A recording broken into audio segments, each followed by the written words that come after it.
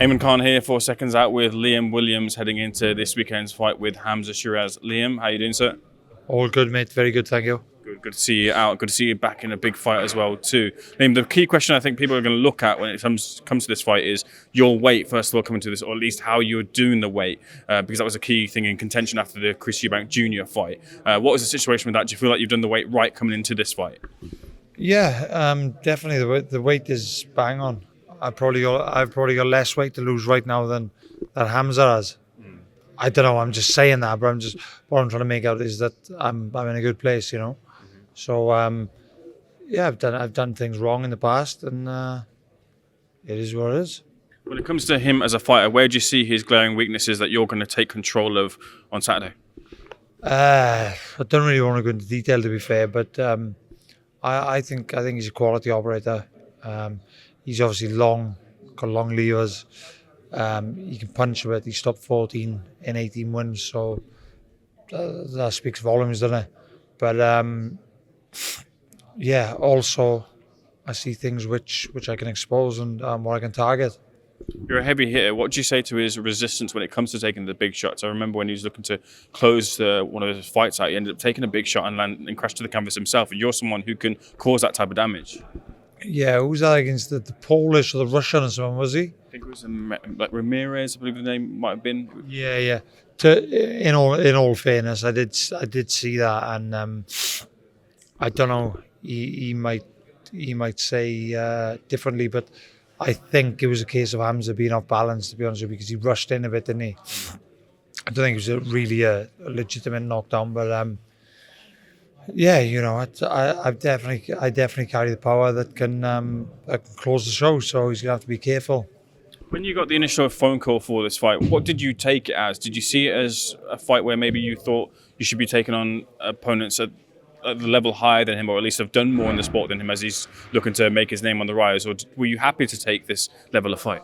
Yeah, of course I was happy to take this fight. You know, he's a good name. He's got a lot of people talking about him.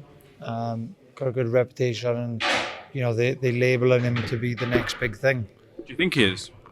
No, not after I beat him Saturday night. But yeah, you know, I was happy to take the fight. And this is, my plan is I'm going to use this guy to get myself back in the bigger fights, the world title fights. So that's no disrespect, but that's just already a stepping stone. If I beat him, I'm back, you know, in a world title fight. So that's my plan is to use him like they're trying to use me, you know. Been focusing on yourself first of all, quickly. Should you, I know you don't plan for it, but it's on the table, I just want to ask you directly, should you find yourself on the end of the defeat this weekend, would you be seriously considering where you stand in the sport, or would you feel there's more life to you? Yeah, I definitely feel there's a lot of life to me. Bloody hell. I've still got a lot left of me, but it just depends how the fight goes itself, doesn't it? You know, I'm not planning on losing. I'm really not. But if that was to happen, you have to go and assess the manner of it, you know, what options have you got to come back to. There's a lot of things, but obviously I'm not being negative and thinking about that shit right now. So I'm focusing on the win, and I see myself knocking Hamzah Sheeraz out. You get the win as you plan to do so with that knockout victory. What's the target? What's the goal for the year?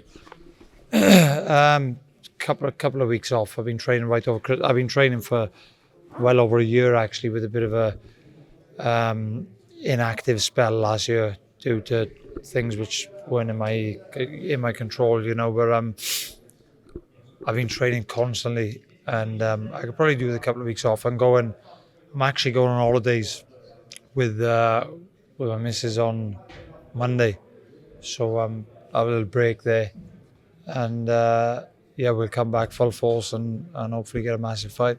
Well, that's nice for you. I was expecting you to say titles. What's that? I was expecting you to say titles. Looking for titles, or looking for, you know, there's big name fights. Yeah, we just want massive fights, and the most viewers, the biggest places, the most money. You know, it has to make sense, of course, but just big fights which are exciting for the fans. What happens with you and McKenna? I don't want to talk about the guy. Like, McKenna is a fucking first class prick. He's just daddy's boy, sucking his old man's dick. He's a prick. Can I ask you about your former foe, Chris Eubank Jr.? You've got direction in your career right now with your fights, but he doesn't seem to have that direction despite some of his recent victories. What do you think about Eubank Jr. right now? Yeah, I know he's a bit confusing, isn't he? He's like 1 minute he's